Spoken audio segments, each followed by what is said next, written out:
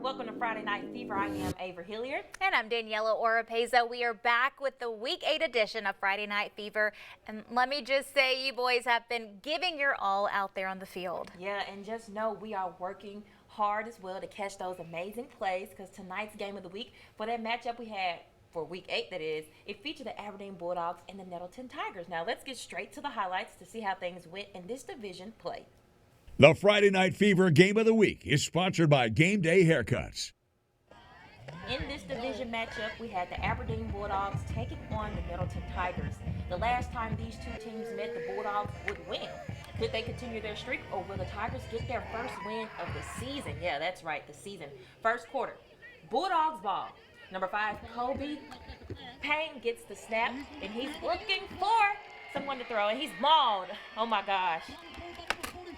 That was Tigers number 44, Jontavius McMillian. If you blinked. Moving on. Plays later, Tigers ball, number 19, Cohen York gets the ball and backs up a bit to throw it to number 9, Travis Sullivan, who will take it all the way. The Bulldogs not stopping him. The Tigers get on the board first. Y'all hear that roaring crowd cheering. Extra point, no good. Score 6-0 Tigers. We have a fan who wants the Tigers to keep the momentum, still in the first. Bulldogs ball. Payne hands off to number 3, Antonio Vassar, who, oh my goodness, just turns the Jets on and makes his way to that Bulldog end zone. Look at that man go. Now, right after that, the Bulldogs, they're going to line up to go for that 2-point conversion. Wait a moment. Let's see. Will it be good? Yep, it will be. Payne gets it on in. Score 8-6 Bulldogs. Now, plays later. Tigers ball. York gets the ball, and he will throw it deep, only for it to be intercepted by number 3, Vassar for the Bulldogs. With that change of the game there, it would only make the Bulldogs hungrier for that W and they would actually end up winning. Final score, Aberdeen 58, Nettleton 12. Wow. Now, tonight, the Clinton Arrows versus Starkville Yellow Jackets at Yellow Jacket Stadium in 7A district game. I'm a little biased here. I'm a former Arrow. Now, Clinton QB Jaden Jones passed out to Dason Scott for a 7-yard completion, and Clinton goes for the field goal, and 45-yard field goal denied by Jackylan Taylor. Coach John Carr loved seeing that. Score 0-0. Now the Starkville quarterback Kingston Johnson looks to connect with a Braylon Jenkins, who gets away from Travis Coley. Now look at him go. 44-yard touchdown catch and run. Coach John Carr really loved that one too, saying congrats to him, and that extra point was good. Now that final score, Starkville 28, Clinton 7. It was homecoming in West Point tonight as the Lafayette County Commodores were in town to take on the Green Wave. Y'all hear that crowd? They're ready for this game. Commodores have the ball moving in the first quarter. It's a handoff to number 11, Luke Anderson, who takes the ball around the left side for a nice gain. 1st and 10, Commodores on the West Point side of the field. Then quarterback John Colt Robertson finds McCain Corbin with the pass, and the Commodores are in business. All right, cheerleaders cheering them on with the pink pom-poms. We love it for breast cancer. But they wind up with a 3-point field goal from Sterling Smith. It's 3-0 Lafayette in the first quarter. But the Green Wave, they come roaring back. That's right, that's quarterback Quentin Thompson with a tough run down the left side. Green Wave. Cheerleaders going to be loving it coming up. Y'all hear that crowd? Look at them. Okay, go girls. Later, it's Thompson again. This time he takes it in for a touchdown. It's going to be 6-0 Green Wave. The extra point was good. The Green Wave leads 7-3, still in the first. And give me that score. Final score, Lafayette 6, West Point 41. And a few more final scores tonight. It was a rematch of last year's 3A state finals. Tonight in Choctaw County, the Noxubee County Tigers taking on the Choctaw County Chargers. This was a back-and-forth game all night, but Noxubee got their revenge. The final score, Noxubee 8, Choctaw 7. And the Calhoun City Wildcats were in Chickasaw County taking on the Okolona Chieftains. Calhoun City took this win tonight, 46-7. And the Grenada Chargers hosted the Olive Branch Conquistadors tonight. Grenada took the win on their home turf. Final score, Grenada 48, Olive Branch 6. Now remember, if you did not see a score up, do not hesitate to email us at news@wtva.com or message us. We want to make sure that we highlight as many high school teams as we can. And we sure do. Now we showed you all some football. It is time to hear some great tunes in this week's Band of the Week. We are featuring the Kossuth High School Band, so let's hear it.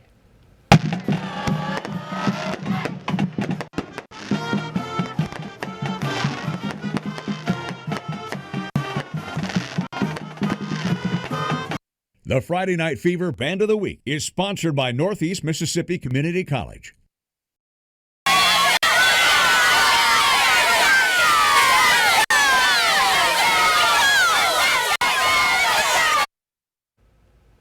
That was the Starkville High School cheerleaders. Now, thank you all again for being Cheer of the Week, and you all look really good with the pink for breast cancer awareness. Yeah, they really did, and I must say those cheerleaders across our viewing area bring it every Friday. But you know who also does? Those football players. So let's get back to some highlights. Boonville Blue Devils faced off Mantachi, the Mustangs, and the Mustangs' Garrett Hopkins took the ball and he just took off, but doesn't make it too far before Blue Devils' Hayden Sailors brings him down, but not without a fight, and a pile-up costing Hopkins an injury. And the teams, they eventually take a knee while Hopkins gets checked out. And of course, the cheerleaders there to keep those fans hyped. The Mustangs got the ball, they hiked the ball, Joshua McDonald on the carry. He manages to get through the Devils' defense and takes off for a chance at a touchdown. But Blue Devils' Ryan Johnson stops him in his tracks. And just look at that teamwork that they have throughout the whole game, actually. Those fans pretty proud of it too. But the Blue Devil fans would not stop there. The Mustangs hiked the ball and the fans cheered them on all the way. Cannon Jones sees an opportunity to pass it along to Jace Michael as the Blue Devil Carson Green tries for an interception, but neither one manages to catch the ball. That final score, Blue Devils 35, the Mustangs 28. Tonight, Kossuth Aggies, they took on the Belmont Cardinals. Aggies have the ball. They pass it to number 8, Eli Tays. He moves looking for an opening, but Cardinals Ben Gouin brings Tays down. It's the Aggies' homecoming game, and the folks are watching. They're prepared. Aggies have the ball. Eli Tays passes the ball. Eli Knoll goes long for a smooth catch, and that is a touchdown. Do I hear cowbells out there? Aggies cheer team going to be celebrating their touchdown just a few moments. There it is with the big old flags. Looking good, girls. Belmont has the ball here. Payment Far passes it over Kyle Estes. Estes takes a few strides before he is slammed down by Aggies' Bo Booker. He said, "Not today." Now the final score for that game, Kossuth 40, Belmont 28. Some other scores for tonight. The Ripley Tigers hosted the Byhalia Indians in Tippah County. Final score, Ripley 34, Byhalia 0. And Amory was looking to get a win on the road tonight, but the Panthers went to Shannon to take on the Red Raiders. But it was Shannon's game all night. That final score, Shannon 44, Amory 7.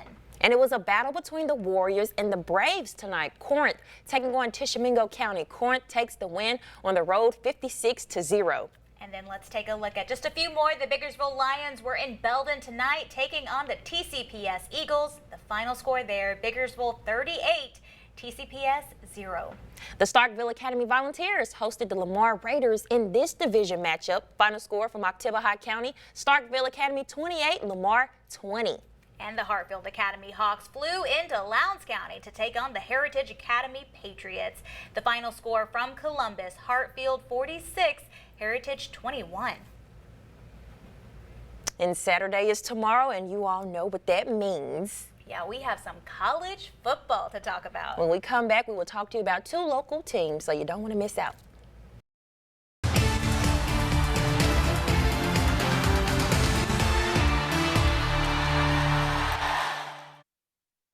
Welcome back, everyone. Some more college football is here this weekend. Yes, I am very excited, especially since both teams will be playing some games. So let's see who they have. The number 5 Ole Miss Rebels will be on the road this Saturday. They will be playing in Athens, Georgia against the number 9 Georgia Bulldogs. What a game this will be, because the last time these two teams played, it was in Oxford, and the Rebels won 28-10. I was actually in Oxford this time, and let me tell you, the energy out there was electric. Let's hope that energy is taken to Georgia. Kickoff is at 2:30 in the afternoon.